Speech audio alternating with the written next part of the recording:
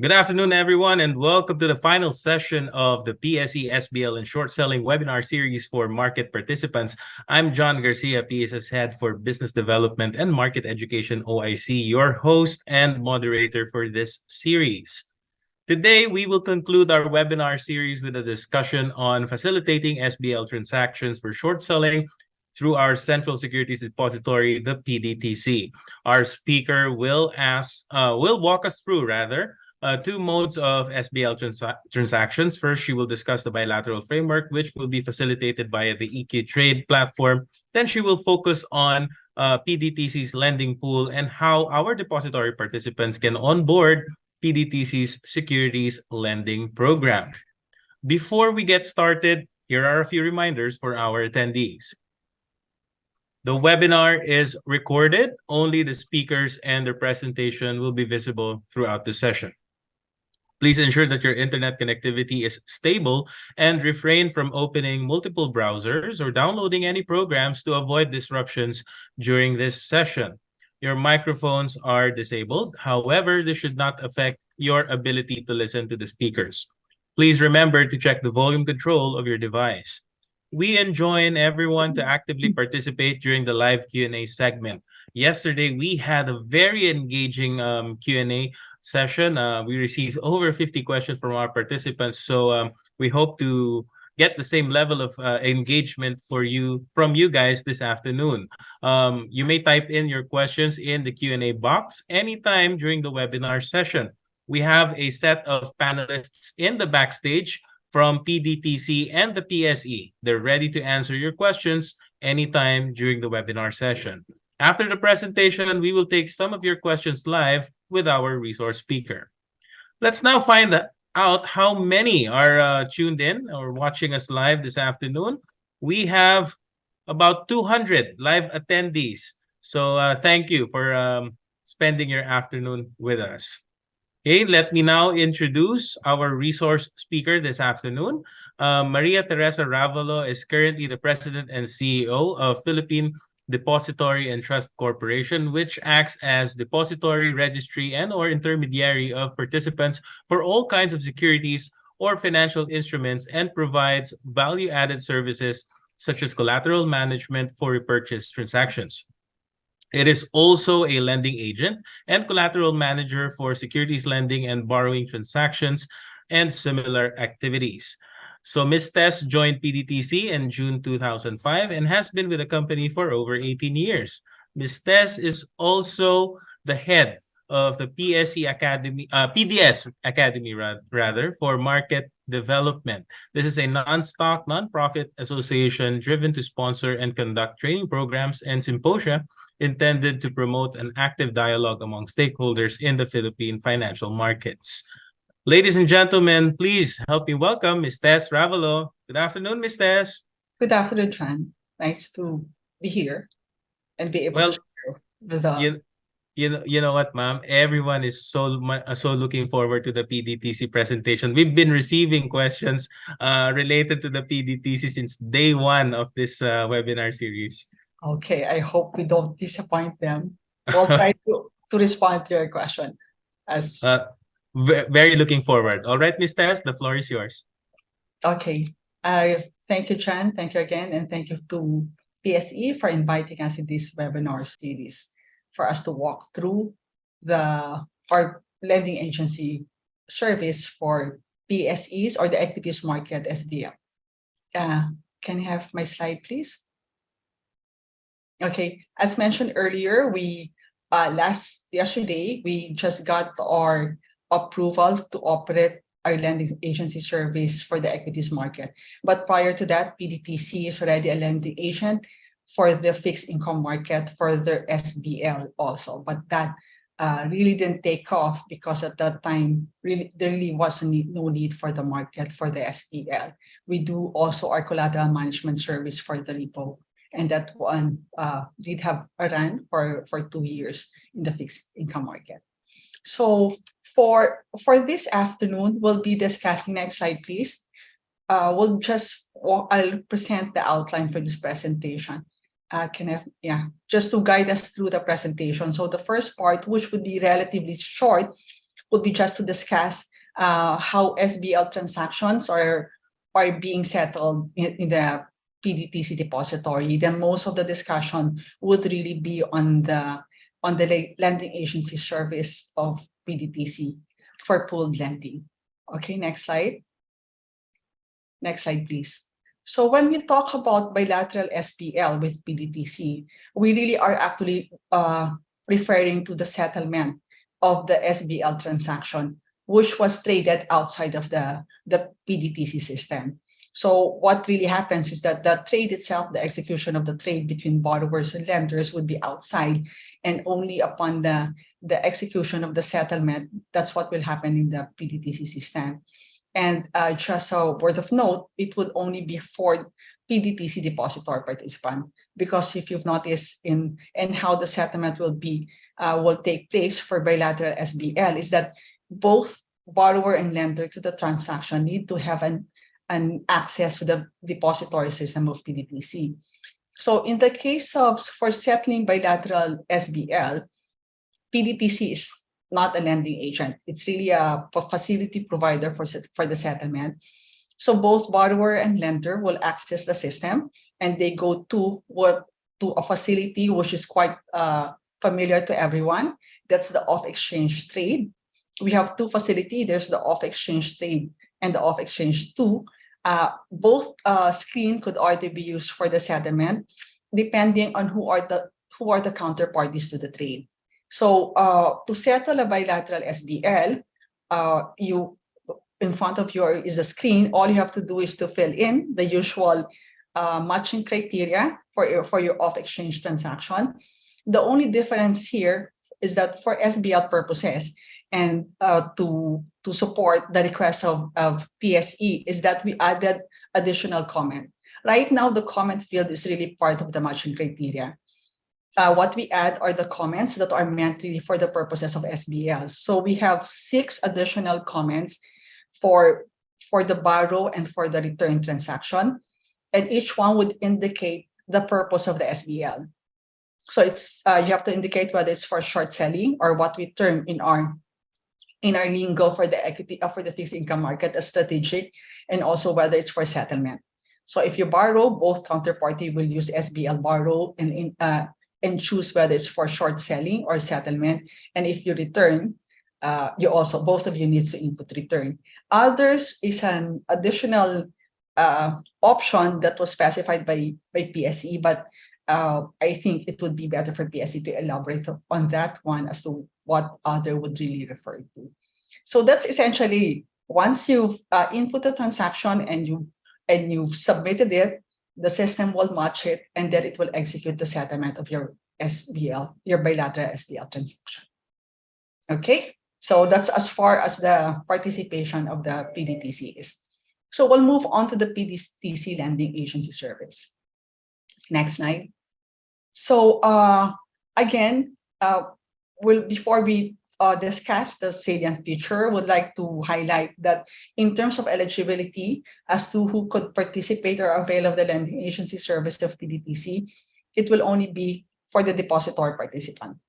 So why? Because again, the service of the lending agency will be rendered through PDTC lending pool system. So both, if you are eligible and you get onboarded, both the borrower will have access to the facility feature, to the lending agency feature or the SBL features of the depository system, which then at the same time the lender also. So once you've identified as a participant, you'll be identified as the borrower. Hence, you will be able to access the securities that will be made available for lending. So then after that, so we'll go to the salient feature. One of the salient feature of our service is that it's a pooled lending. Meaning, what is pooled? What is pooled is the securities that the lenders are offering for lending. So as five lenders offering security A, the supply of their available securities will all be pooled into one account, and then it will be made available to a borrower.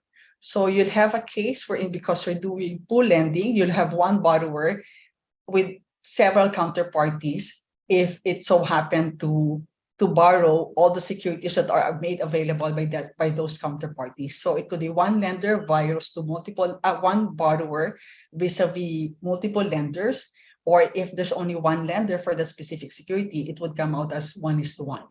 Okay, so that's your pooled lending. And because of the fact, what happens there is that all lenders who would want to lend their securities would indicate, there's a facility in the system that would allow them to indicate how much of their lending and which ICs would you want to lend.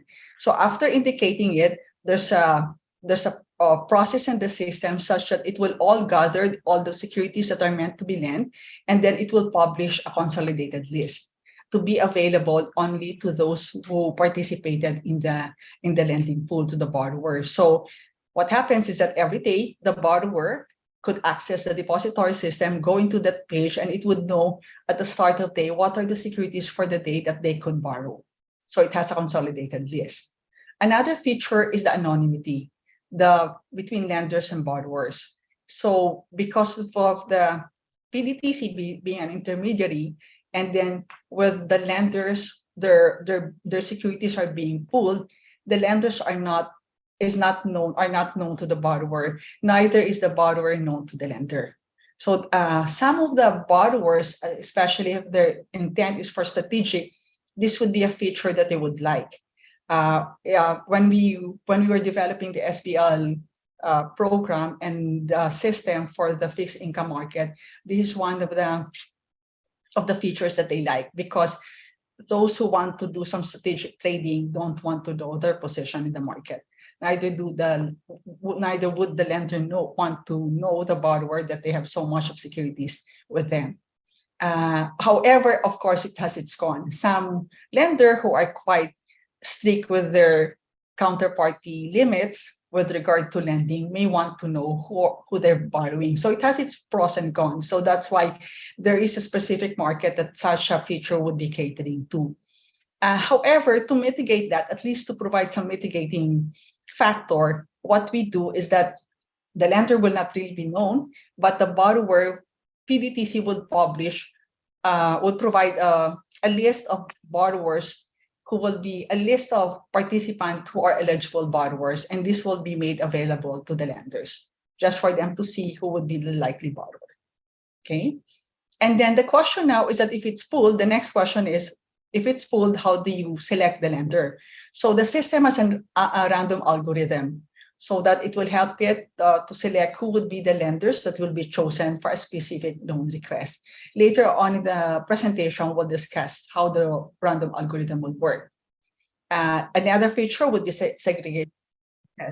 So the system would always provide you information as to how much, if you're the lender, you would always have an information of what are the balances of lend securities that you have, which are segregated from your normal security, from your normal balances. Another feature, which I think would be quite important for risk management, is that the lending pool system offers a delivery versus delivery settlement. So it's a simultaneous exchange of the lend security versus the collateral.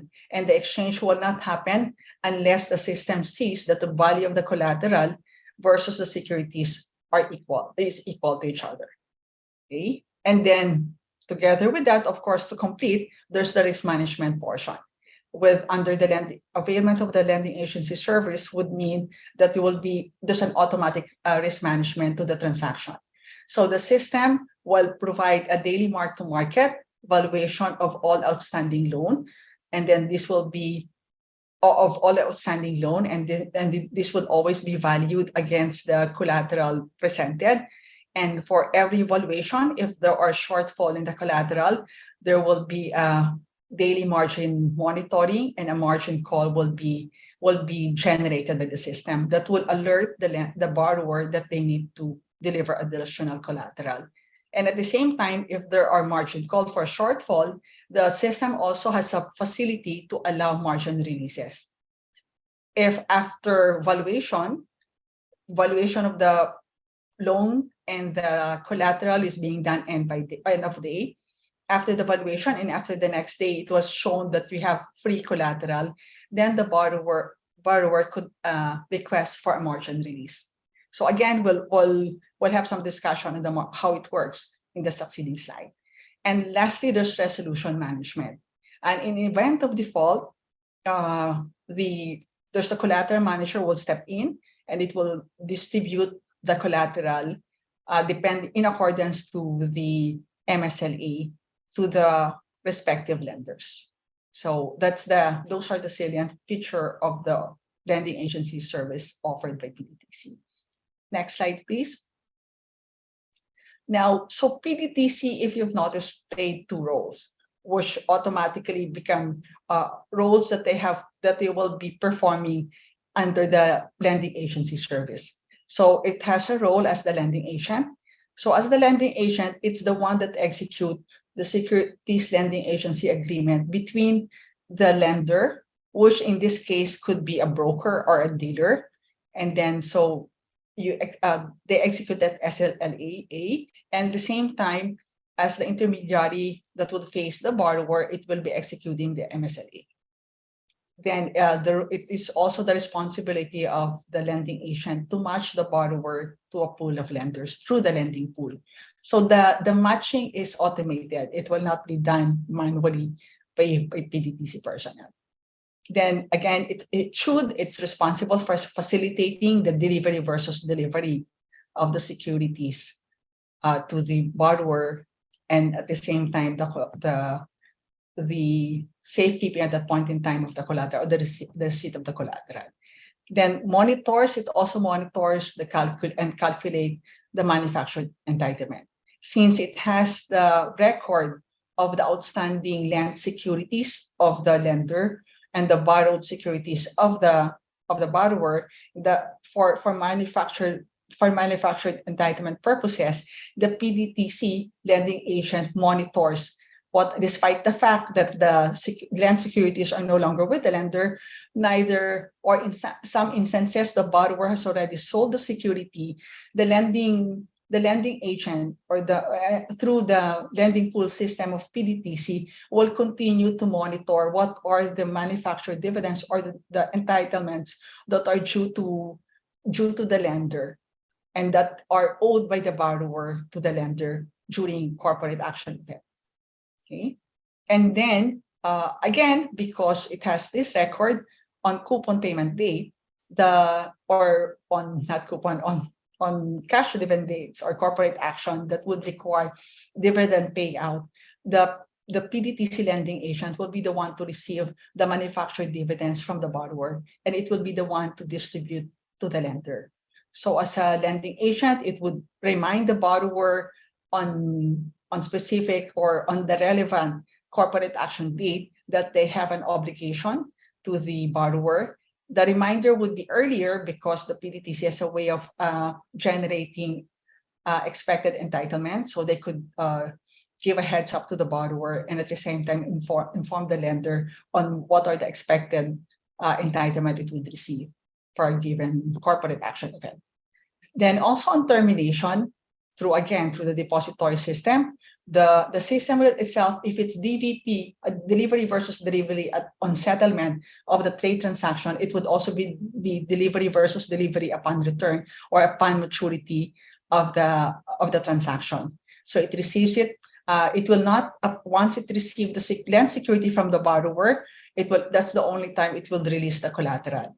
So on maturity, without the presence of the return of the land securities, collateral will not be returned to the borrower, both protecting the borrower and the lender and on either side of the transaction. Okay, and lastly, it also provides report, which is quite important. For the lender, it would have a consolidated report on all its land securities, and at the same time, for the borrower, it will also have a consolidated report on borrowing transactions. Other than the reports, there are several screens in the lending pool system that would allow the borrower to monitor its exposure, the level of its collateral, and on the part of the lender, its land securities. The more active participant or user of the lending pool system is more on the borrower for monitoring purposes. The lender, it would have certain information, but the rest of the information that the lender need would be provided by the lending agent. Okay, so next slide.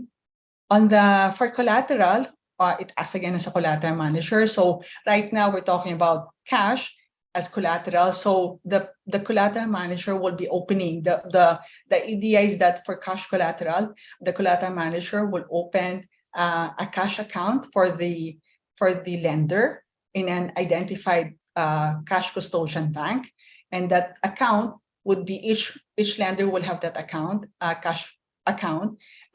It will be at the control of the deposit of the collateral manager. However, it will be named.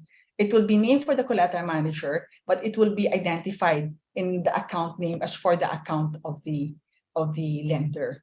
And our only access to that, we don't really have an access to that in terms of moving the cash. It will really be the identified cash custodian bank upon the instruction of the collateral manager, and all of this instruction would always be in accordance to the collateral management agreement, which is all part of the MSLA that you would be signing as lender and at the same as borrower. Okay, so again, as a collateral manager, it also has its own collateral management system, which is really the one that calculates the margin call, generates the margin call, and at the same time also allows margin releases, doing the daily valuation and daily monitoring of the lend securities versus the collateral. So everything, all of those are all being done electronic. These are not being done manually by a back office person. Okay, and then also on termination, and then again, it's on termination of an SBL transaction.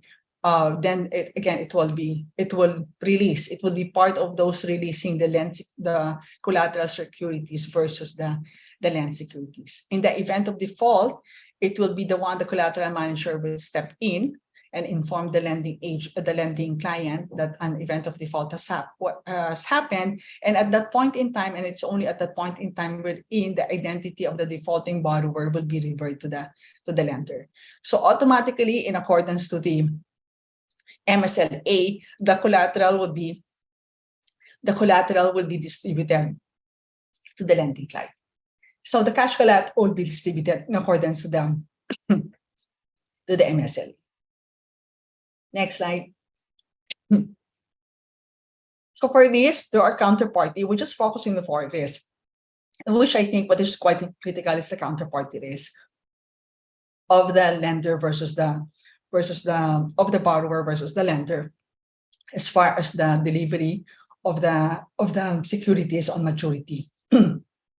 And as a lending agent, what the lending agency service offers, that there are mitigating factor to the credit risk, and that would be in the presence of the collateral. And of course, when we talk a lot of the collateral, it would always be at the level of whatever is the value of the lend securities. So what we do, in addition to requiring the lender to deliver collateral, the collateral management system also has other risk mitigating factors, such that it would apply haircut to capture the volatility of the lend securities, and ensure that the collateral is properly a proper top up will be made, such that the collateral value will be equal to the amount of the lend securities due to the movement of the price of the lend securities, right? And it also, when you talk about it could also capture certain as credit risk. If you want to impute in the value of the collateral the credit factor of the lender, of the borrower, let us say, since this is a lending pool, let us say you want to always have a credit factor in valuing the collateral as a consideration, and this credit factor could be added on into the haircut. If we talk about the system is also capable of on top of the cash, it could also get securities as a collateral. So the securities, government securities or equities being delivered as collateral can also be haircutted by the system. So it would haircut it depending on the volatility of the government securities or equities that are delivered as collateral. If the collateral happens to be foreign currency denominated, which is different from the value from the denomination of the lent securities, then there is also a factor of an exchange rate risk that could also be imputed in the haircut. All of which will all come to play. All those risks would also actually come into play in an event of default, which is attached to the credit risk, counterparty credit risk of the lender. So in one haircut, it could all capture all those risks. You could make the necessary provision if you want it as such, and depending on the situation. And then you also, to protect to protect right now we're only talking about protecting the borrower against the lender risk, but you could also look at it on the side of the borrower in instances wherein if you don't have a delivery versus payment, it could be that the borrower could already deliver the lend securities, but the collateral will not be released to the borrower. Hence, again, to cover for that, there's a reciprocal obligation inherent to the setup of the lending agency, such that it's a delivery versus delivery on both sides of the transaction, at the borrowing and at the same time at the return of the security. And then again, we have automated collateral management to ensure that all the margin calls, necessary margin calls, are being called, and margin taps are being required of the counterparty lender. So the operational risk, we're more focused here at operational risk on the part that you will be exposed to PDTC, with PDTC being the lending agency. So on our part, to mitigate that, PDTC has we have processes and controls, and the necessary documentation that would mitigate those operational risks. Okay, next slide. Regulatory risk, of course, we look at that from the perspective of our lending agency services. Right now, there could be certain regulations under which counterparties would enter into the SBL transactions, like, for example, those tax exemption. If in the event there are changes in the regulatory environment, so that part, as a lending agent, we would be monitoring that and updating the lender and the borrower, and maybe if it requires necessary adjustment in certain documentation or the way the lending agency service is being delivered, then we would do so with the discussion to both with the borrowers and the lenders or the counterparties involved. The legal risk here, we really are referring to the engagement. So we think that from that perspective, we have to ensure that we're not exposed to certain legal risks, entering into transactions in which we are not authorized, or the transactions are not valid. So as a mitigating factor to that, we ensure that the necessary minimum requirements with regard to the prescribed rules and regulations of the SEC and SBL, or with PDTC, with regard to PDTC's rule governing its depot participant who are participating in the transaction, as well as the PSE program rules, we ensure that all the necessary requirements are all incorporated in the governing documents and are being properly implemented. Okay, so next we move on from the general risk, we move on to account structure. Okay, so we now know the features, we now know what are the risks, and then now we're moving on into how the implementation. So, but then we start off with how would it be in terms, what account structure will we be using?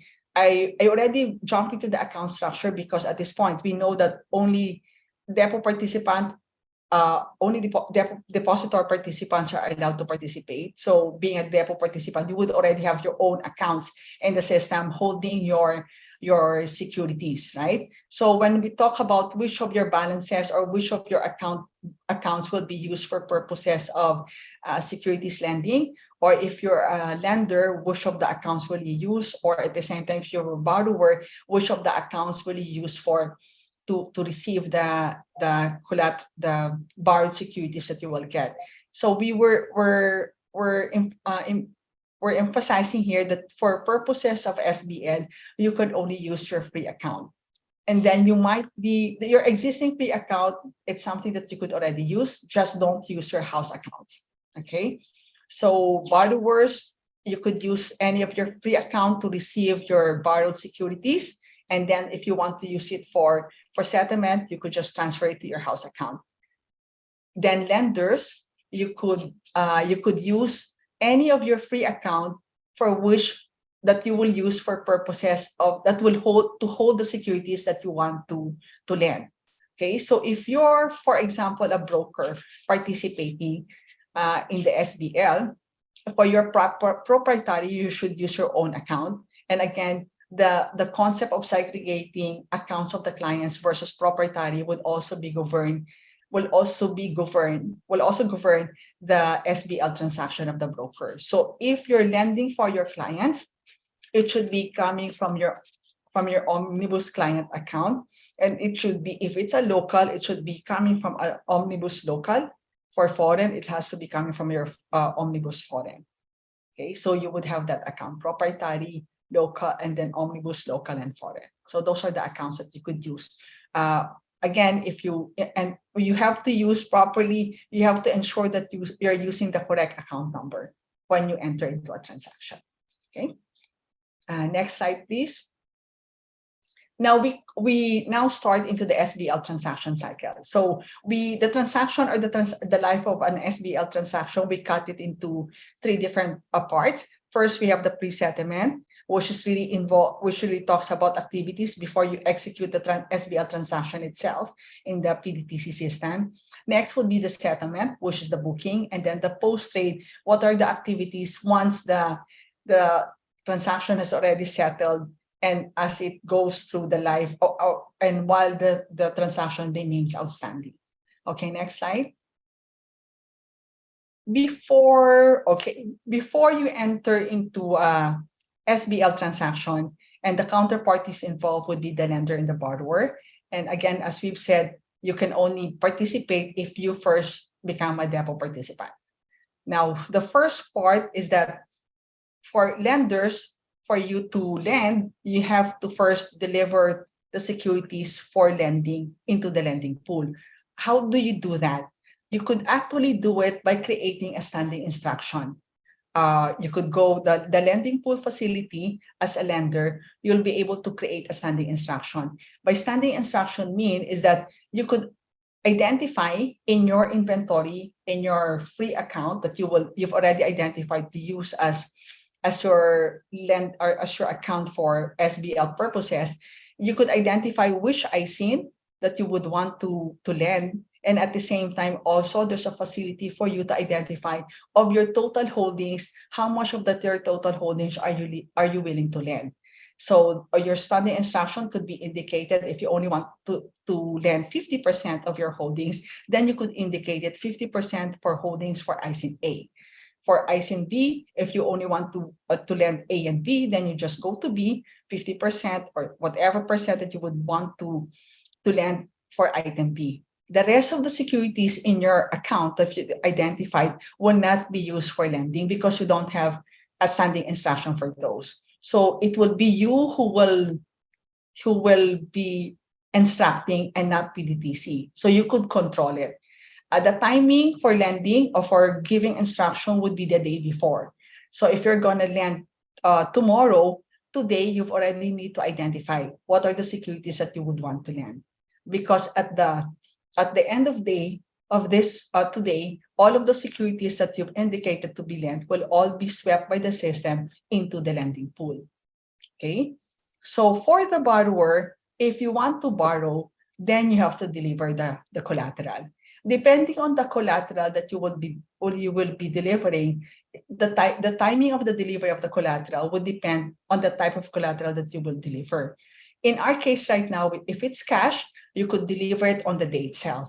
But if, for example, you have securities, you'll be using GS or equity as collateral.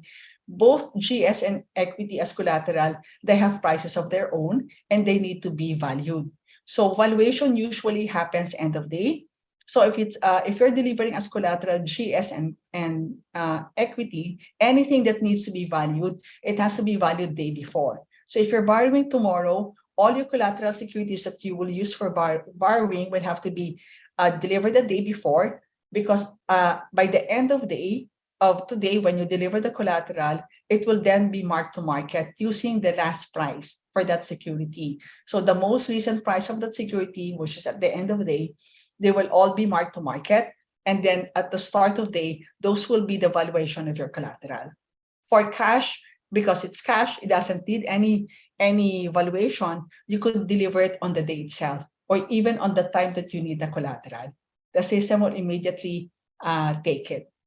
Part of the valuation is a mark to market, and at the same time, again, as we've said, because these are securities being used for collateral, and their value could fluctuate depending on the price in the market. So the value of your collateral, the collateral value of your securities that you will use for as collateral will also be haircutted depending on the volatility of the securities. Okay. Next slide, please. So what happened is that when they deliver, so let us say you have lenders 1, 2, 3. They all intend to deliver. Each one of them will indicate how much they need to deliver. So what happened is that the pool will now will all put them together, and then will come out with a list of securities that will be. As we've said, they will not identify who are the lenders. Lender 1, 2, 3, 4 will come out as a value for security A. All security A will all be combined together and placed in the screen or posted in the screen, and it will show how much outstanding available security will be available for that day. So security A, B, C. When the borrower enters into the system on the first day, this is what it will see. So lenders are not visible to the borrowers. So that's the pool and that's the list. So out from those security, you can now start to decide or to book or to put in a request for a loan. Okay, next slide, please. Then on the borrower side, so we've already tackled lenders delivering the security. By the start of day, the lender could enter into the system and be able to view what are the securities available for lending. Now, for the borrower to borrow, as I've said earlier, they have to deliver this collateral. Eligible collateral for now is just cash. So what will happen is that the way we would how it will be implemented is that, again, earlier we said that PDTC will select a cash collateral bank. For this launch, we will be piloting only with one bank. Right now, we're discussing with one of the cash settlement bank, which we think is generally being used by the participant. So that would be the pilot bank. So as a process, PDTC will open a cash collateral bank account for each of the borrower. Then the borrower will deposit the cash in the designated bank account. And then the borrower, after that, it will input. So it will, for sake of argument, it will input $1 million of cash in their bank account with the bank. And then after that, they will go into the depository system and delivered in the depository system the cash collateral. After that, once it's been delivered, then it will be it's something like, think of it as if you're lodging your cash into the depository system. PDTC as the collateral management would then approve it so that it will be reflected as a cash collateral in the depository system. PDTC on their side would be able to view the balance of your cash account with the cash settlement bank, such that before we confirm, we need to ensure that the cash were indeed delivered into your cash account. We're trying to arrange such that because you as a borrower will have no control over your cash with a cash custodian bank. What we're trying to arrange, and what depend is that maybe if while we have the access, and access could be given to you. Well, it depends on our negotiation with the cash collateral bank. But nevertheless, you will be able to see your balances in in the depository system as cash collateral. However, when you use it, the million that you delivered will not be the collateral value of the cash. If it would still depend, it will still be haircutted depending on the haircut that will be imposed because on the land securities. Okay, so no withdrawal with regard to the cash collateral account. Withdrawal will be authorized until PDTC says so. But then it will only be on the base on withdrawal can only be done in accordance with the collateral management agreement, which in this case only if there's a request done by the borrower to release its excess cash collateral, and then it's been calculated and it's been shown that indeed there is an excess cash. That's the only time that withdrawal could be done from the cash collateral to be given to a separate cash account, we would assume, of the borrower in that particular bank. Okay, so in a case of default, in accordance to the MSLA, the borrower will grant PDTC to offset the cash deposited in the bank account in favor of the respective lenders. So effectively, in an event of default, we could automatically get the cash and distribute it to the lenders in an event of default of the borrower. Okay. Now, we talk about the cash collateral being haircutted. Well, it's not really the cash, no, because indeed it doesn't really fluctuate, but it's really as a consequence of the fluctuation of the land security. So the formula is there. That's just deposit amount times 1 minus the haircut. So that would be the value of your cash collateral. It's being valued every day and based on this formula. Okay. So in the system, you as a borrower, you've delivered cash, right? So there is also a facility in the system that you will be able to see your cash balance. The actual a facility wherein if you delivered 1 million, there's a facility in the system to see your cash balance, which is 1 million. But then because you're delivered as a collateral, there's also a view in the system that will bring you to your total collateral. So in this total collateral, this is quite small because we don't really intend to walk you through this, because we also will be conducting training for those who will be participating, and we will be walking you through each of the screen of the depository system, and at the same time there will also be hands-on training. But what I will just try to show you here is that you will have a facility to view all the collaterals that you've delivered. In this screen, this is a screen which shows you your total collateral. So it would be a combination of cash, securities, whether fixed income or equity. In some cases, if you have bank guarantee, there would also be a bank guarantee. It will also show you, this is a page wherein it shows you your total collateral, how much is blocked and how much is free.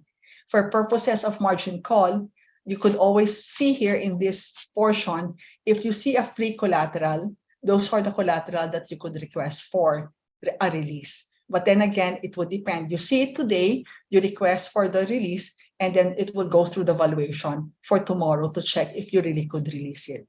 It will also show you here how much is the shortfall. This would also be the screen that would show you the shortfall. So here you could look at, if you have several collateral, you could always refer to this one, how much is free and how much is booked. Okay, next page. Okay, so all of that, once you've delivered your collateral and there are already lending securities available for lending, then you could go to the next step. The next step would be to book an SBL transaction. Okay, so next. To book an SBL transaction, all you have to do for the lender or for the borrower is to go into the lending pool, choose which securities it wants to borrow, and enter a loan request. So a loan request is just a sheet of a screen in the depository system that wherein you could indicate what are the ISIN and what are the amount of the ISIN that you would want to borrow.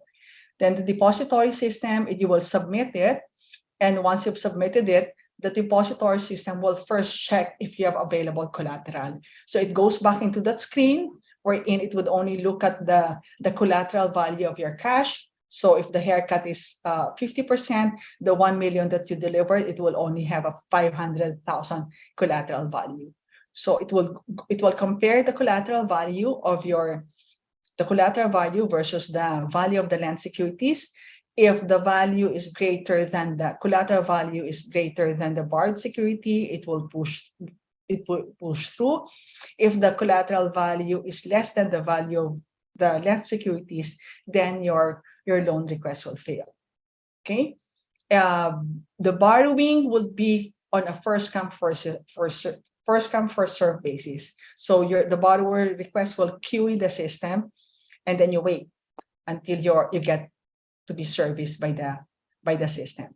Again, the lenders will be selected based on a random algorithm. Okay. Once the securities, the transaction is booked, then you'll have the borrower will also have a screen to show the borrower what are the outstanding loan transacted by the borrower in the lending pool system. Next slide. Okay, this would be the screen wherein you will book your transaction. So you create a loan request. You state your purpose, you state the IC. So if it's strategic, we call that for short selling. Borrowings for fails, that's for fails management. There's some market maker borrowing for liquidity purposes. That's I'm not sure if it will be used for the PSE, but this is the option that we offer on the fixed income market. So there's an SBL program for market making purposes of the fixed income dealer in the fixed income market. Okay. For each loan that is transacted, there will be assigned loan reference. It will be a unique loan reference that you would always be referring to whenever you want to check the loan that you've requested. Okay. Next slide. Now, lender selection algorithm. The system assigns a random number to each of the lender for every security that is being borrowed. So if a borrower would like to borrow security A and there are 5 lenders, once the borrowing request for security A is lodged into the system, now the system will assign a random number to each of those 5 lenders.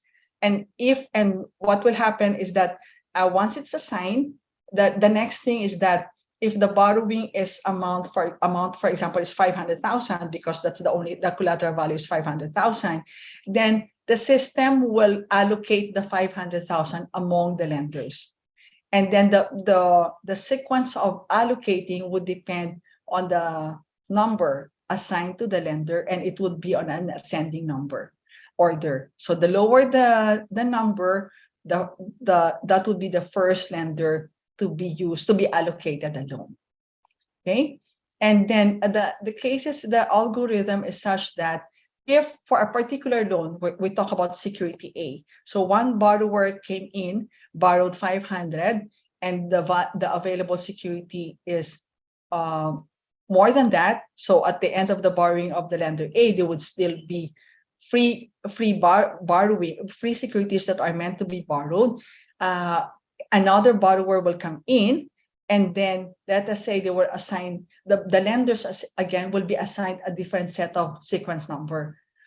For each loan request, a different sequence number will be assigned for the same set of lender. So if you were already a lender in the first borrowing request, the system would know it. It will skip you first and look for another lender which hasn't yet participated in the loan. Okay. So just to illustrate, we'll go to the next slide. Borrower 1 borrows, for example, security A of 5,000. So you have lenders 1, 2, 3, the quantity of their borrowings. The system assigned them random sequence number. So talagang random siya. Don't just pull out anything. So 115, 155, 790, and 815 for lenders 4, 2, 3.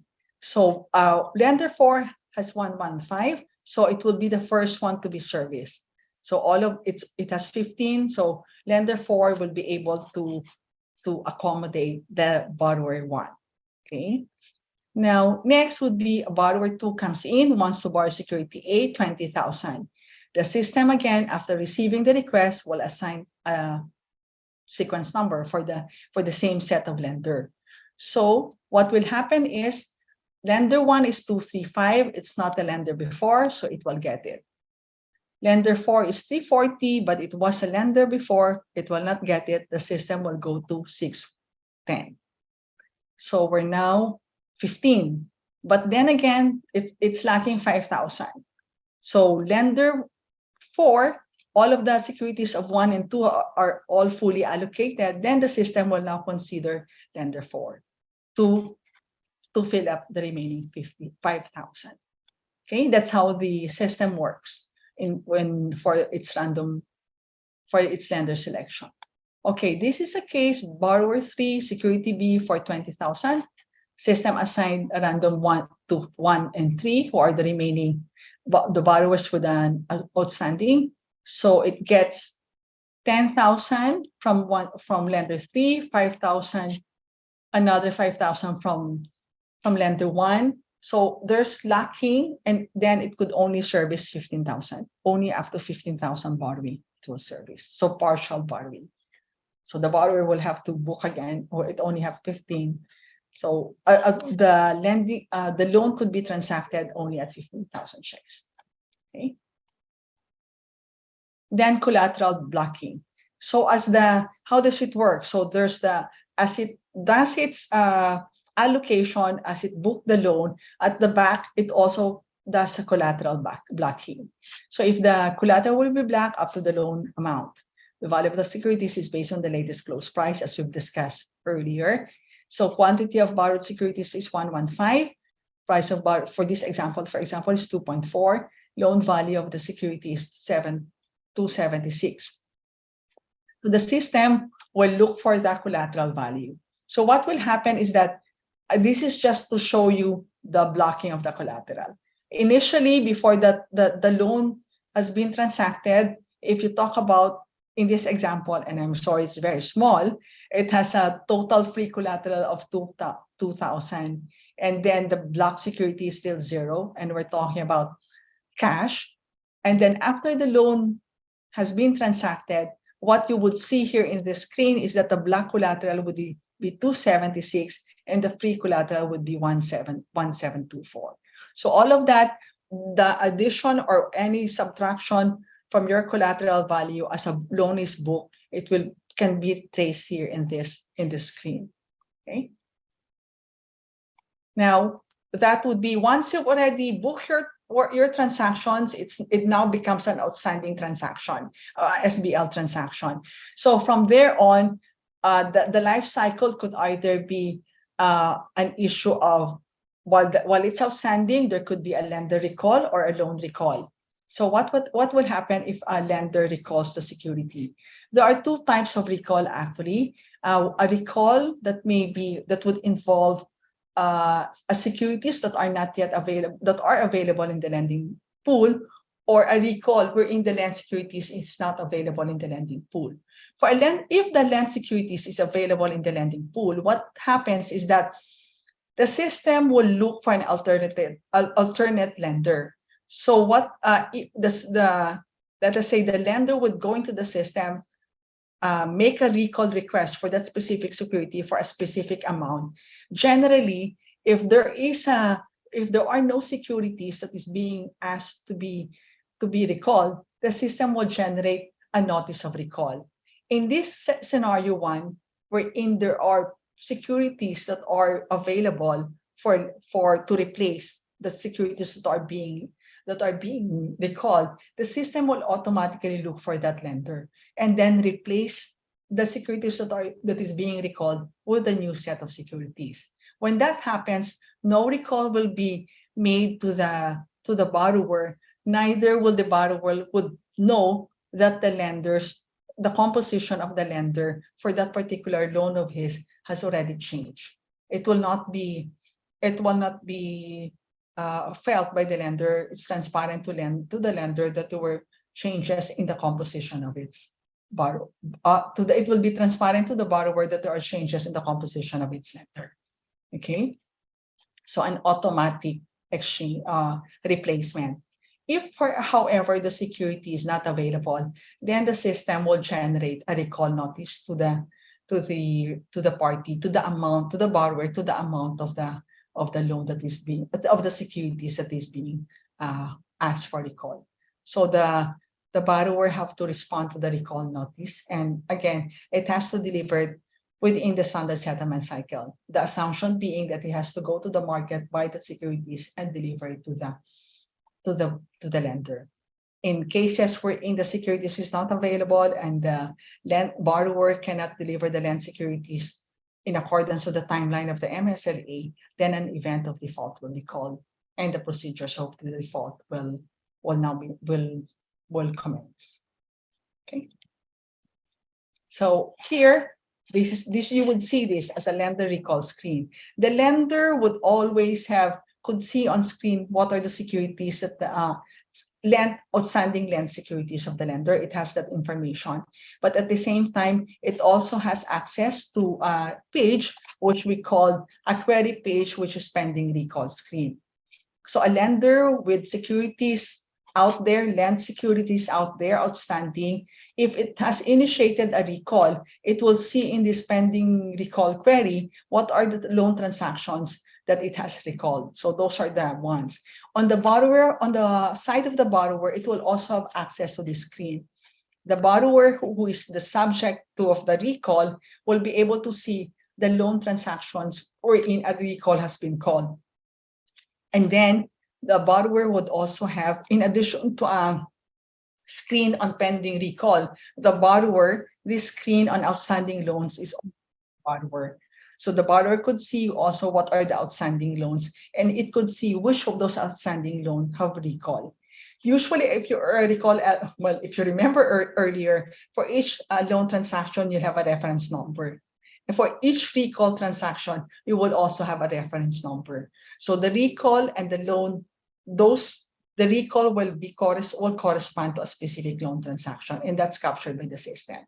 So for the borrower, if it sees a recall, what it does, let me see if it's in the other screen. Okay, so if it sees a recall, for example, and it's time to prepay for that, what it will do is that from the other screen, it will just click that specific loan that is being recalled. When it clicks it, it will go into this page because it will now make a repayment.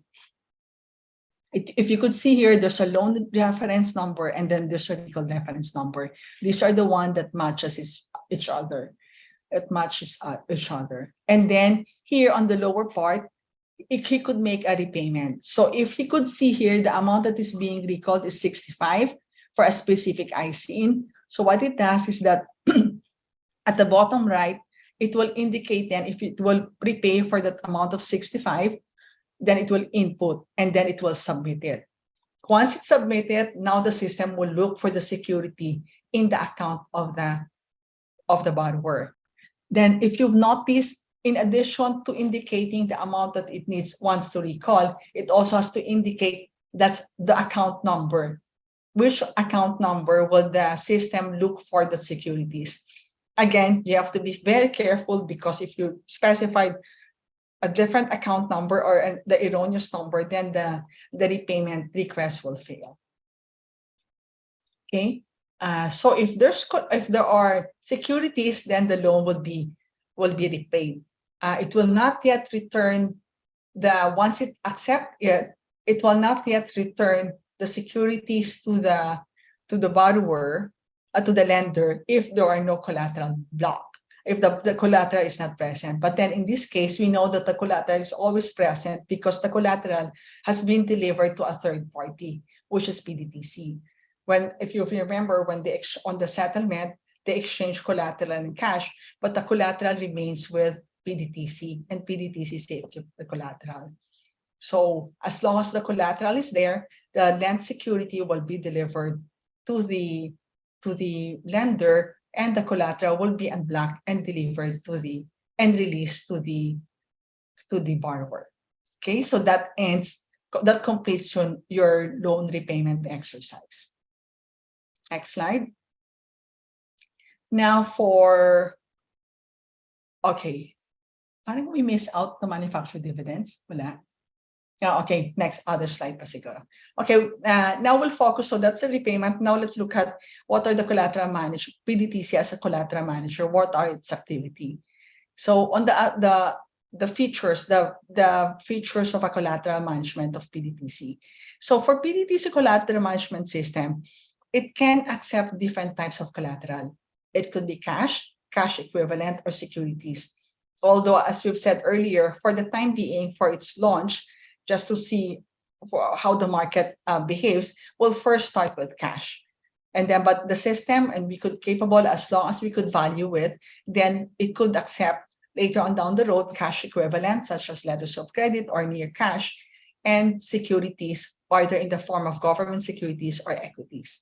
Each type of collateral that the borrower deposit to the or delivers to the collateral manager, they could have different haircuts. So the system is also capable of that.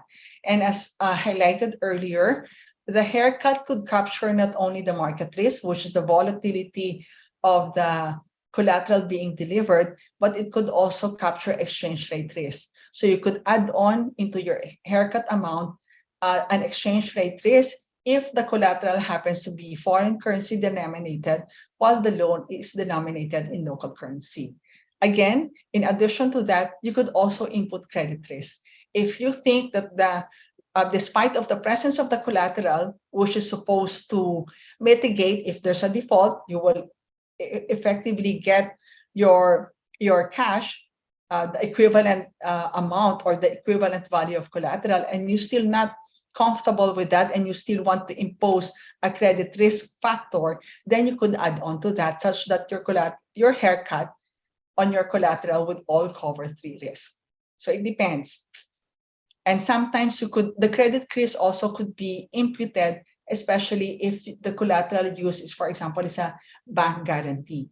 So you don't value bank guarantee, you could haircut it, but then effectively the amount of the haircut is really for purposes so the haircut for the volatility, so that they could increase the bank guarantee. But then again, you're talking about bank, you have an exposure to the bank, so you could input a credit risk to capture the credit risk to the bank who issues the bank guarantee. So the collateral management system has that feature to properly cover the risk to better protect the lender in an event of default.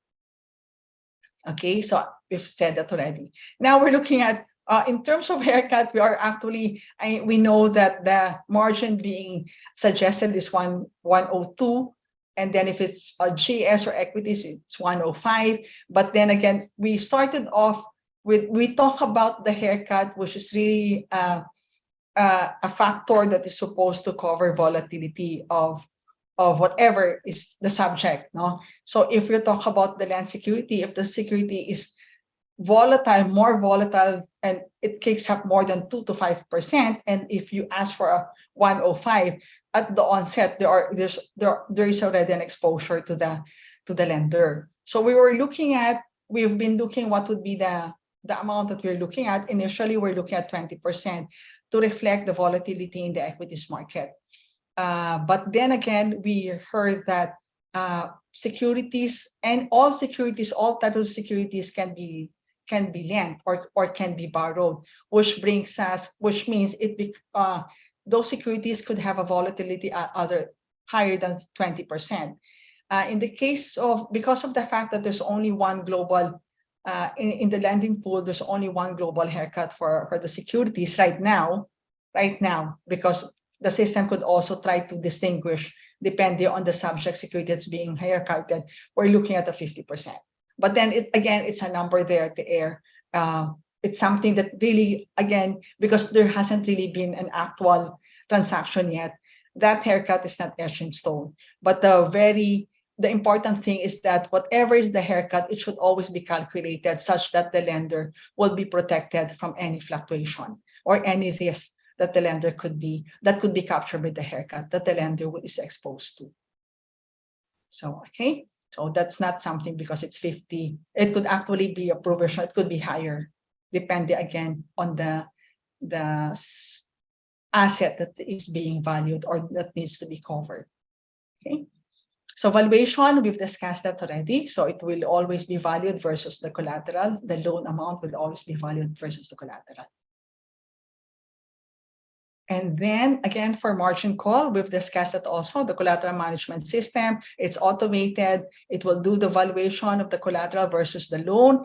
After the valuation, it would monitor. It does the monitoring daily. And if there's a shortfall in the collateral, it will execute a margin call. Executing a margin call would really, the system, when the lender look at, or when the borrower look at the collateral value, it would see there as a shortfall that translates already to a margin call. It needs to respond to that information that it's a shortfall. And then the borrower needs to deliver and to top up. According to the MSLA, the top up or the additional collateral needs to be delivered at 12 noon on the day that the call was made. And then any delay in the delivery of the collateral would be an event of a top-up collateral would be an event of default. Right now, it sounds strict, but in a scenario where it's quite volatile and you want to dispose, then the timing of the collateral and depending on that event, then it's become critical, and the timing of the delivery. So the process is always geared towards trying to prepare for the scenario which is worse, so such that you minimize the exposure and you mitigate the risk. Okay. Margin release, as we've discussed earlier, you can, if you have a margin call, there's also the facility to release, and the release goes through that process. As we've said earlier, the release request needs to be done the day before, based on what you see in your report earlier that we've showed on the total collateral screen. You could ask for a release of your collateral up to the amount of free collateral. But then again, that's a tentative, because if the valuation for that collateral at the end of the day, if the price increase or if the price drop after the valuation, the free collateral could be reduced to zero, or it could remain as such. And if the collateral request is still equivalent or lower than the value of the collateral, then your release will be processed and will be completed the day after. Okay. The way it does is that, remember, you would ask, but there's also a valuation of margin call. So it could be that for that specific collateral, the value of that collateral increase. However, because you're also valuing the loan, it could also be that at the same time, the loan could also increase, and the increase of the loan could have been higher than the amount of the free collateral earlier, right? So what happens to ensure that we avoid that problem na you already approve the release of the collateral just to find out that when you value the loan, the next day the loan value is now higher than supposedly than the requested release of collateral. So what we do before we process the release, we first value the loan and the collateral. We first check if there's a margin call. If there's a margin call, then we don't process the release of the collateral, because that definitely would reduce the value of the free collateral. Okay. Next, for resolution management. So again, the collateral manager will perform a resolution in the event of default. We've only there are a number of events of default that are specified in the MSLA. However, we only focus on the 4 because of the rest of the default there. Those are default that cannot be directly monitored by the collateral manager. Whenever there's a default, for example, due to, let us say, one of the provision would be suspension of the delisting of, or delisting of the security, or suspension of the license of the borrower. So if it's an event of default, if there's a newspaper, if there are, for us, we cannot really monitor that. We could only get information as when we are informed, and usually we don't act on chismis or in something that our newspaper article. We only act upon official official document being presented to us. So for the time being, we focus it here when we specify the events of default. These are the ones that are readily and immediately can be acted on by the collateral manager, because it's right in front of us. It talks about margin or non-delivery of the margin call or non-delivery of the manufactured dividends. So in cases like this automatic to na default eh. So we could immediately act in accordance to the procedure of the in accordance with the default procedure. For in cases wherein it needs us to validate to get the information from an authorized entity, then we really have to wait until we receive that information, and only then will we proceed with the default scenario. Again, in accordance with the MSLA. Okay, I won't go in the event of default. The anonymity of the borrower and the lender will now go away, and the identity of the lender and the borrower will all be disclosed. Then, if there are collateral, PDTC steps in to distribute the collateral. But the order of distribution of the collateral would be applicable fees, payment of applicable fees to PDTC, collect allocation of the appropriate exposure to the lender, and then in accordance by evaluation with the haircut, then the lending fees to the lender. Okay, so that would be the order. PDTC will provide borrowers and lender a copy of the allocation of the collateral. So PDTC as a collateral manager and the lending agent will assist in the process of the resolution in the event of a default. Any excess cash, there would be no undue enrichment. If there's an excess collateral, the excess collateral will be returned to the borrower. I'm not discussing the implication of non-delivery, and then it will become an event of default, in that being a deemed sale, and the tax implication that has already been captured in yesterday's discussion. Okay. Okay, for corporate action, how does it work if there's a corporate action and you are using the lending agent? So in a corporate action, benefits first. What are the corporate actions for it? We could immediately act on it. So for mandatory corporate action, which involves cash and stock dividends, so these are the ones wherein the benefits remain with the lender, then the borrower has an obligation to return the dividends. And in instances like this, as we've mentioned earlier, PDTC has a list of all outstanding loan obligation entered by the borrower, and despite the fact that the borrower has already sold the land securities, it would still remain, the information would still remain with PDTC, and it would still be monitoring it, and it would still calculate the manufactured entitlements for those loans, for those securities that are under the SBL transaction. PDTC will again inform the borrowers of that manufactured entitlement and collect it from the borrower. On the other side, PDTC will inform the affected lenders of the expected entitlement, and then PDTC will distribute this to the lender upon receipt from the borrower. Failure to deliver manufactured dividends would be an event of default on the part of the borrower. Okay. Voluntary corporate action. This for stock holders, stock rights, exchange offer, buybacks, tender offer. This is not stipulated in the MSLA. Hence, this is assumed to belong to the legal owner. So this would be the borrower. Okay. So PDTC will not do anything with regard to this corporate action. Now, for fees, billings and collection. For collateral management fee, the approved fee currently at the moment is 2.5 BP per annum, computed on the daily based on the value of the deposited collateral balance, charged to the borrower on a monthly basis.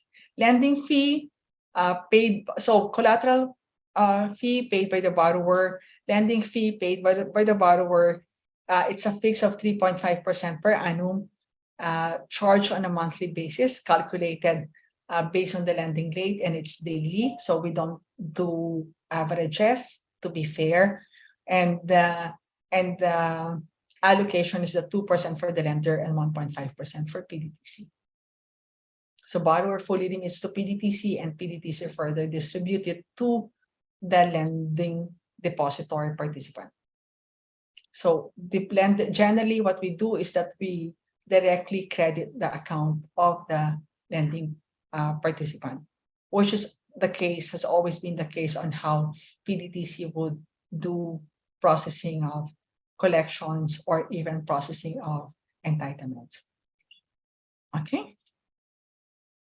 The 3.5%, actually, we've scouted the region in the Asia Pacific region. The 3.5 is we've compared Euroclear, Clearstream on the ICSD side. The 3.5 is comparable to the Taiwan, so it's a fix of 3.5. Again, this is not etched in stone. Blending rate, as in any price, is subject to the price to the interplay of demand and supply. So as a starter, that's 3.5. Then we could adjust depending on how it goes. So that's not etched in stone. But right now, that's the one that's indicated in the operating guidelines. It's a requirement of PSE for SEC for us, and also PSE. We also declared to them as to how much is the lending fee. Okay, next page. For documentation, so we've identified for borrower and for lender. So letter of advice for both lender and borrower that they want to participate in the lending agency service for the SBL. MSLA for borrower to be executed by the borrower and PDTC as lending agent. On the other side, Securities Lending Authority authorization agreement for the lender executed with PDTC, then as lending agent. Auto credit instruction for the withdrawal for the borrower, so that we could, for the withdrawal of the excess cash, such that it could be credited to an account of the borrower for request of any excess collateral. Then a user registration form, because the borrower will be given access to the depository system, to the lending pool system. For the lender, it's an auto credit instruction, so that we could credit the lending fee into the account of the lender and cash collateral in case of default. User registration profile form also for the lender's user to be able to access the lending pool system. Okay, and that ends actually the briefing. The next one would be some activity. This time, these are activities of the PDTC. We'll have a market briefing September 14 and 15. It's roughly this, but we'll just highlight, since I think everyone has attended, we'll just highlight some of the portion that we didn't really delve into. Then once you've finished your market briefing, you should and if you want to further and you are interested to participate in the lending pool, you have to give to us submit a letter of intent so that you'll be given you system training. After the system training, we'll have market simulation. After which, then we could be ready to be used by the market. Some takeaway. Well, these are just the advantages of using lending agency. And like on a bilateral, at the onset, you know what are the securities available for borrowing. You're guaranteed with a delivery versus delivery, rather than a fee of payment or a free delivery. And then you have risk management that goes with the lending, participating in the lending pool to take care of counterparty risk, recall risk, because there's a presence of alternate lenders, and you do the end resolution management in case of default. There's the anonymity of the borrower and lender for those who don't want to be obvious to the market that they're borrowing or are either lending. And then there's a facility to continuously monitor the outstanding lent and borrowed securities, which is quite I think which is quite important, especially if the lending transaction extend to more than 6 months and all the way to the 2 years. Someone to continuously monitor and ensure that manufactured dividends are properly collected and forwarded to the lending counterparties. And then, but however, I think one of the takeaway also that we need to stress that lending agent is not a central counterparty. So in an event of default, despite the fact that the lending agent acts as an intermediary between the lender and the borrower, the credit risk of the borrower in an event of default is still shouldered by the lending participant. That I think ends our walkthrough for the PDTC lending agency service. Thank you. Thank you, Ms. Tess, for that very informative presentation. Everyone was closely listening in, including us, the PSE. We're learning a lot on how a lending agent operates. And as expected, we have already a lot of questions in the Q&A box. So most of them are actually answered already by our panelists. But I think we can start off our Q&A segment with this question from Raymond Tempongco. What is PDTC's timeline to go live with the lending agent service for equities? Okay, so essentially we have that.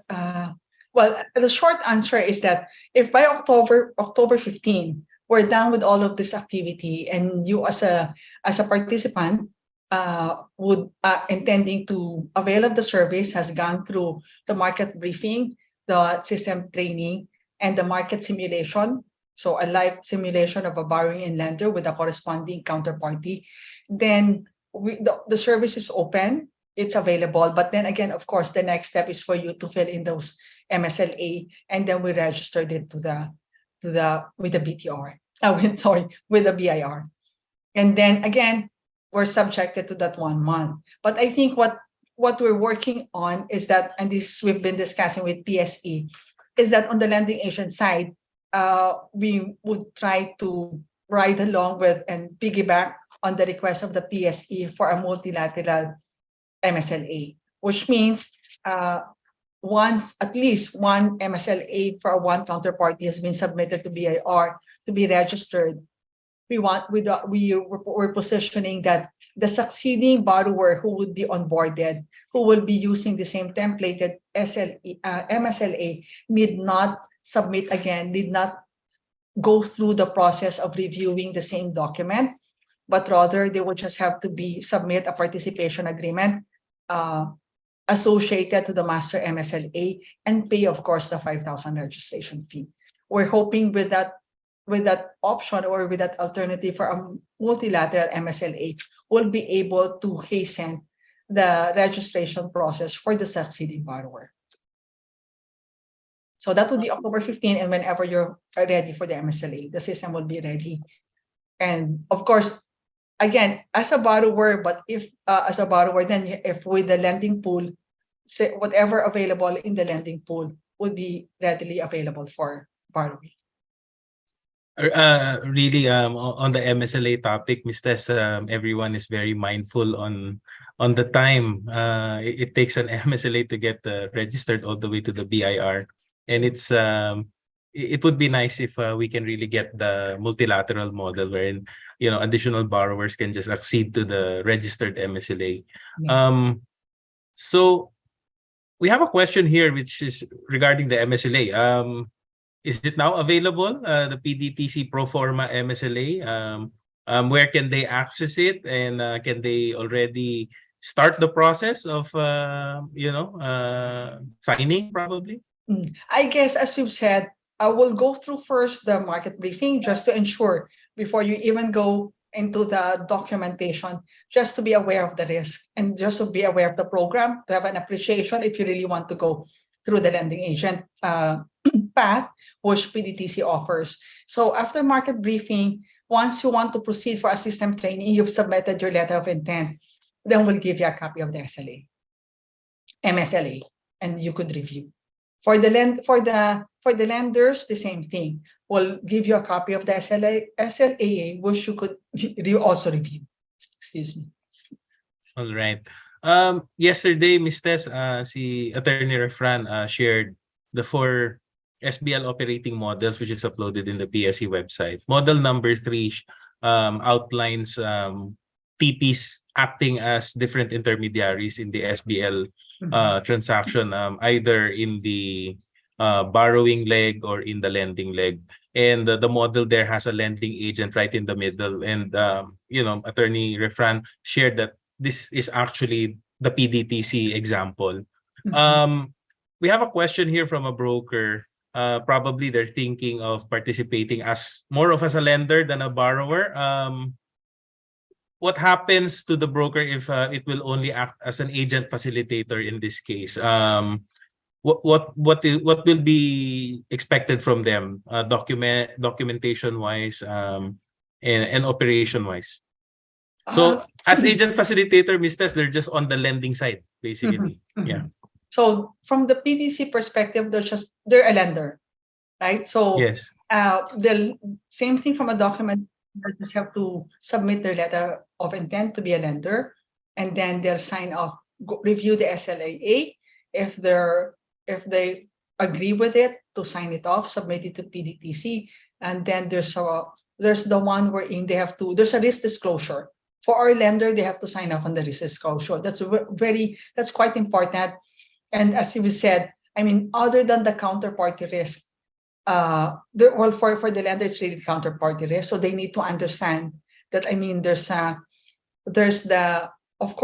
collateral, but sometimes at the end of the day, if it's a security that you want to keep, and then borrower goes in default, you get the collateral, but you're not sure if you could access the same security. You just have to understand that risk, right, and then sign off on it. And I think that's quite critical. So you signed off on it, and then there's the additional is the authority for us to credit for purposes of your manufactured dividends, for purposes of your lending fee, your portion of the lending fee. And what's the last one? I think that's it. So that's it. You could already start that. So, all right. We have here a question. I think it's can be connected to the previous one. As a TP, can we enter into an MSLA with PDTC as a borrower? The answer there is yes, because they're the borrower in the MSLA. What do they have to execute to be a lender or an agent facilitator? In this case, Ms. Tess, it's an SLAA and letter of intent. Okay, and in the case as agent facilitator, we initially have 5 borrowers, and if we have additional 5 borrowers, are we going to enter into another MSLA for the additional 5 borrowers? So I guess the scenario here is that the broker, they already have identified borrowers. How will this work? The broker is representing probably their clients. Their clients. I would assume, because the way we look at it, the broker is a broker, is one depot participant. So from our perspective, that's just one depot participant. So effectively, especially right now, we're really, as based on what was discussed earlier, this is more of an institutional, right? So from our perspective, as a facilitator, for us, we don't make a distinction because they entered into us as a lender. That's just one lender. So there would only one MSLA, and then it depends on his side for him to be able to identify that. Okay. Because from a pooling, they're just one using one account, and then that's it. So we're identifying it as one depot participant lending. We're not privy to its client at the back. As long as, however, remember that's for the client. So when they enter into a lending, when they execute it, they should be able to be using the account that is meant for client. Because remember, they have a proprietary account. So they should be specifying that where the securities will be swept is from a client account. Okay, Ms. Tess. So as a borrower, the broker or the depository participant is the party to the MSLA, and should they want to extend the borrowing to the clients, it's a different arrangement between the broker and their clients, which the PDTC won't have visibility on. Right. Earlier, you mentioned, Ms. Tess, that the PDTC, while not a central counterparty in its lending agency service, will the PDTC lending agency services be the default sales management tool for the SCCP, therefore require brokers to apply as a borrower? You could use that because there's one of the purpose for the SBL is sales management, right?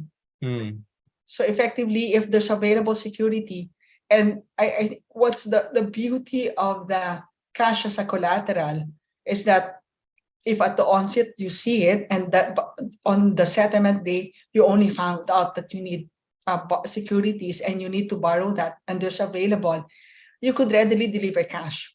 So immediately you'll have a cash collateral. They could no need to value cash. So immediately you have a balance on your collateral, and then you could execute the SBL transaction. The problem is that when we go to the security, so it needs valuation. So that's it. It answers it. You'll have more difficulty. You cannot borrow on the day itself. So I think for the borrower, you just later on when we start accepting securities, so those are the nuances of the process. At least a day before, since valuation is done and end of day. Anyway, Right. you will not lose it, right? You're not losing Yes. anything on the securities. It stays there. Okay. I want to touch on deadlines. We have a question on deadlines, but before we get there, I may forget asking this live. There's a question earlier. It was answered by the panelists, but I think it's quite interesting. For the cash collateral, can the lenders do anything with those cash? No, they cannot. Okay. Because the cash remains still with the borrower, but it's segregated and it has no control. So that's where the value of a third party collateral management step in. The third party collateral manager, it protects both the lender and the borrower. So it's in the middle. Right. Okay. Now let's go to the deadlines. Will the PDTC lending agency service follow the same system or deadline or cutoffs of the PSE trading? I think they're referring to the SCCP deadlines for the clearing and settlement. Well, right now, okay, by deadline, effectively the deadline there will just be the end of day. Anything else, it's open all throughout. The lending pool would be there. Okay. All right. Let me just browse through fees. Earlier there was a slide on fees. Perhaps we can give them a recap of the fees that the PDTC will be charging for the lending agency service. So it's for the collateral management, that's 2.5 payable by the borrower based on the collateral value. That's per annum. Then the market value of the collateral. And then for the lending fee, that's 3.5 also payable by the borrower, of which 2% goes to the lender, 1% goes to PDTC as lending agent. 1.5. All right, noted on that, Ms. Tess. Here's an interesting question because earlier we were talking about SBL model number 3, wherein the clients of the broker are not depository participants. Therefore, they won't be dealing with the PDTC. What will be the process if the client of the broker is actually a depot participant and would like to borrow from PDTC, but through that broker? So can they do so through the broker, or can they do so directly with the PDTC? Yeah, well, for us, that's not visible. It's still the broker borrowing. Because the one facing us is the broker. So we conduct the MSLA or the SLAA, a borrower, no? So we have an MSLA with a broker. So in the event of default, actually, I think by the end of the default, that's we facing the broker, right? But the broker, I'm sure, effectively it will reveal it. But then from an MSLA perspective, that's one broker. So we're just looking at the broker. And then on the lender, kasi we reveal the lender. So Ms. Tas, even if the client is a depository participant, they cannot engage the PDTC for the borrowing. Actually, if they are a depot participant, they need not go to the broker if they want to participate They can go straight to in the PDTC. borrowing because it says depot participant. Yeah. Yeah, it's a depot participant. So that's also possible. So the client has that option to either go through their broker or go straight to the PDTC. Yeah, the critical part there is because then the depot participant is subjected to the rest of the depository rules. Now, Right. which also provides the necessary mitigating parang factor over kasi the rules by itself it provides certain protection already. Eh. So it adds on to whatever protection that the rules on SBL provides. Here's an interesting question. Since the matching is random in the system, right, Ms. Tess? Is it possible? Because the question here is, what if a broker acting both as lender and borrower for its clients, and they're engaged with the PDTC both on the lending side and on the borrowing side, gets matched with itself in the pool? It's possible. It's a possibility. Yeah, possibility because it only acts a number; it doesn't distinguish anymore. So in that case, yeah, it has to be borrowing the same security that it's lending. Yes. So probably for this broker, you get matched, but it's actually for different clients. So client lender and a client borrower. Yeah. All right.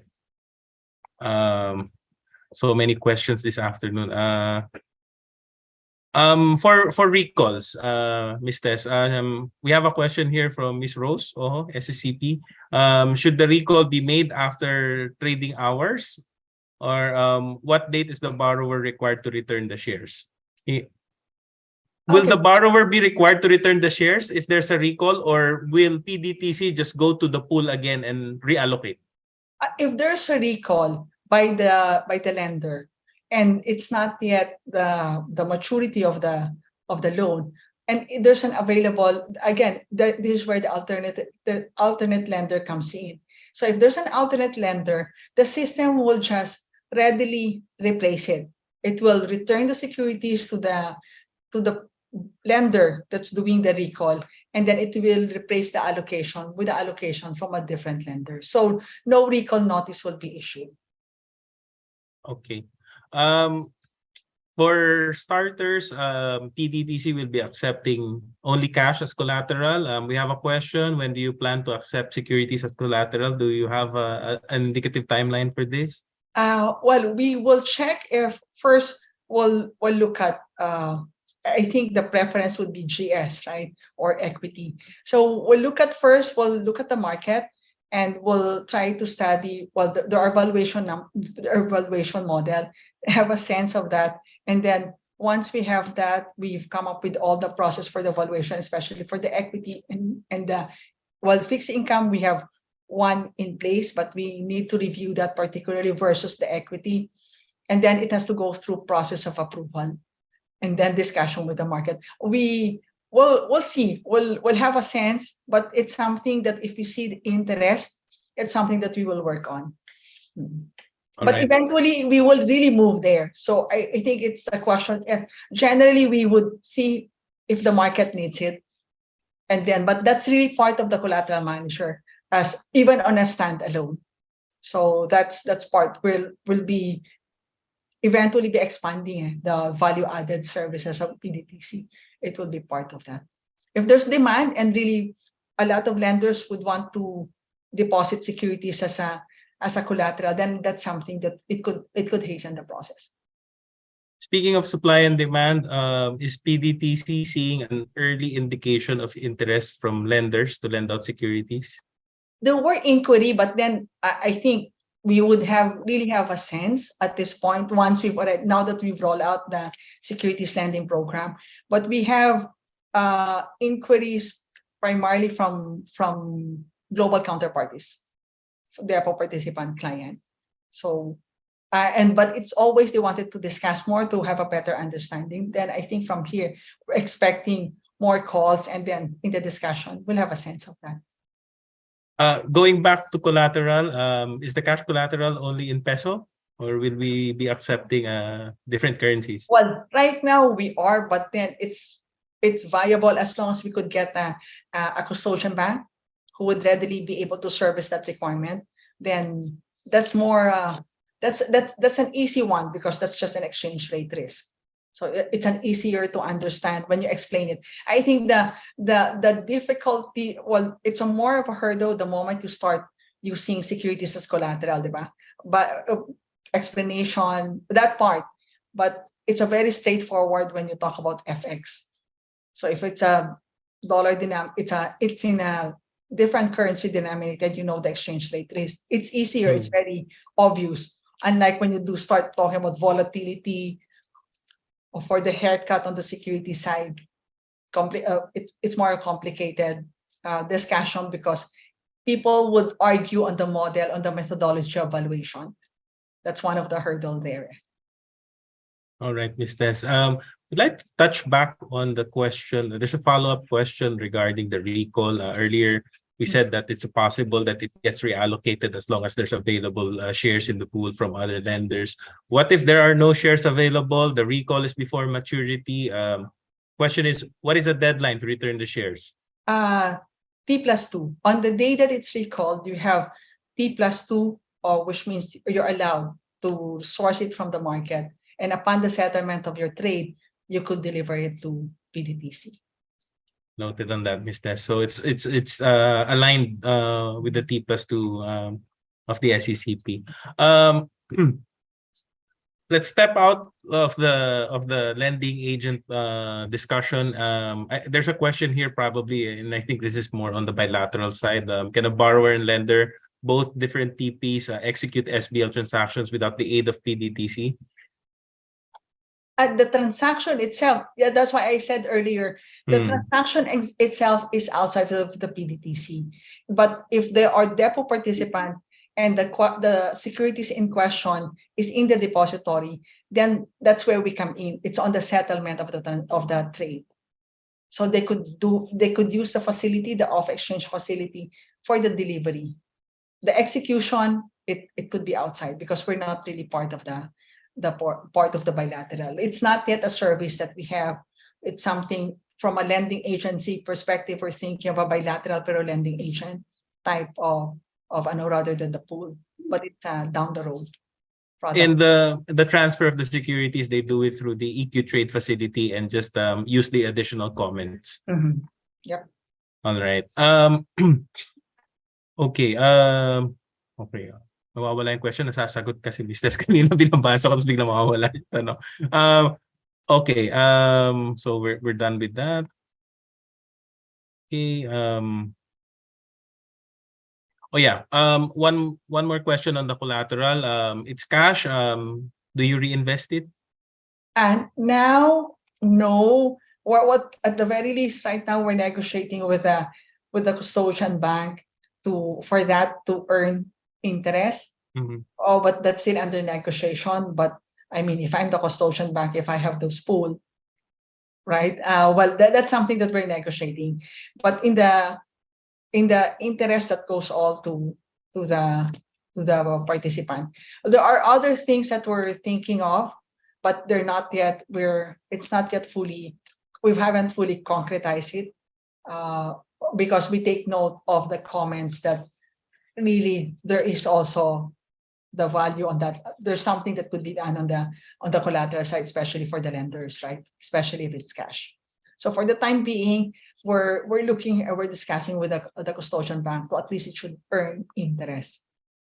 But yeah, again, I'm sure some of the lenders expect more. But this is a pilot. Yes, right. Okay. Clearly, our participants are very interested in the topic.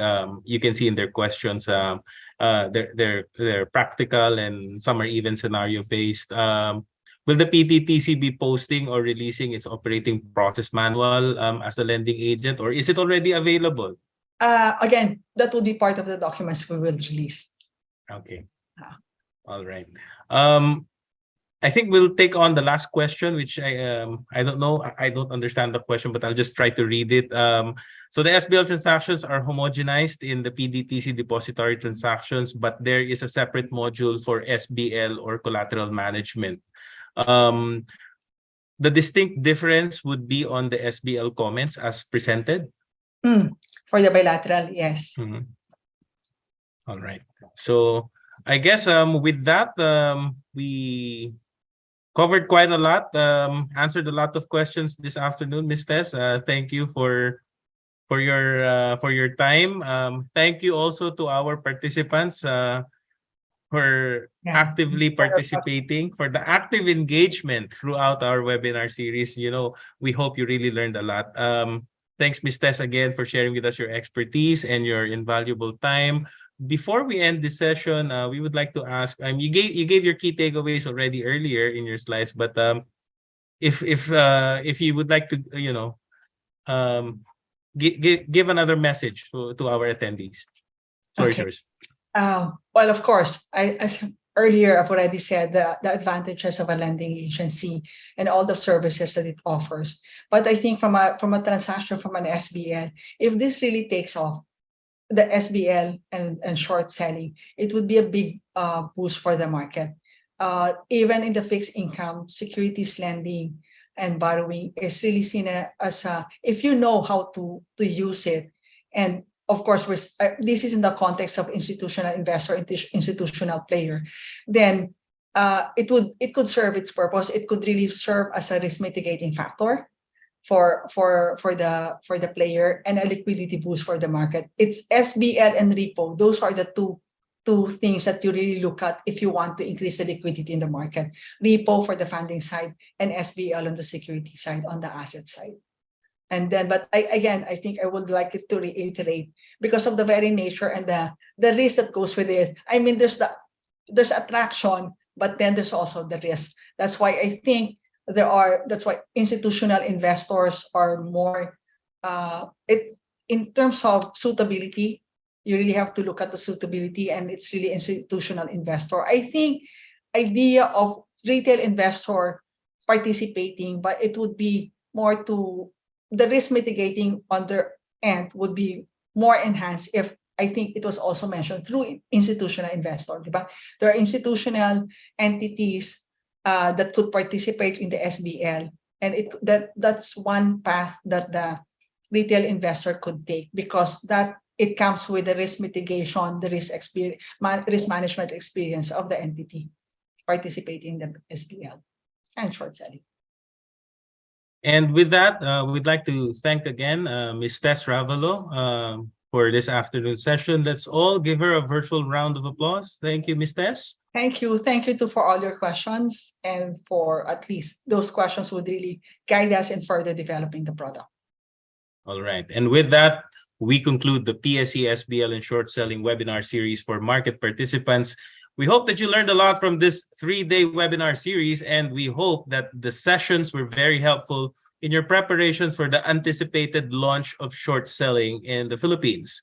Should you have additional questions or concerns regarding SBL and short selling, please email the Business Development Department at bdd@pse.com.ph.